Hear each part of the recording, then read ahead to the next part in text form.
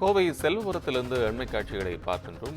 சஹர் விருந்து விடிய விடிய நடைபெற்றிருக்கிறது. விவரங்களுக்காக நமது செய்தியாளர் ஞானசேகரன் இணைப்பில். ஞானசேகரன், இந்த விருந்து தடபடலாக இருப்பதாக நாம் பார்க்க முடியுது, என்ன விவரம்? வணக்கம் கோபாலகிருஷ்ணன். உலகம் முழுவதும் ரமலான் மாதத்தில் நோம்பாளிகளுக்கு இப்தார் விருந்து நிகழ்ச்சி நடைபெற்று வருகிறது. இந்நிலையில் கோவை செல்வபுரம் பகுதியில் ஒற்றுமை நண்பர்கள் குழு சார்பாக சகர் விருந்து நடைபெற்றது.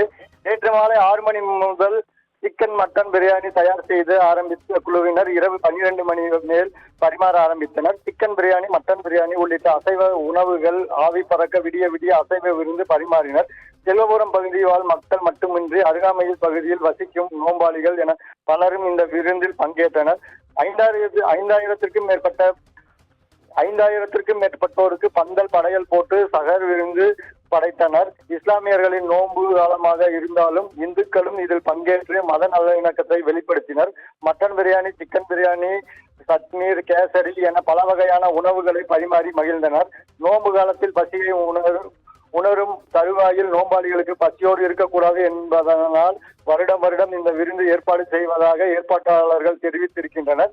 சகர் விருந்து செல்வபுரம் பகுதியில் 25 ஆண்டுகளாக நடத்தியதாக ஒற்றுமை நண்பர்கள் குழு தரப்பில் தெரிவித்திருக்கின்றனர். கோபாலகிருஷ்ணன். நன்றி ஞானசேகரன், அண்மை விவரங்களுக்கு நன்றி.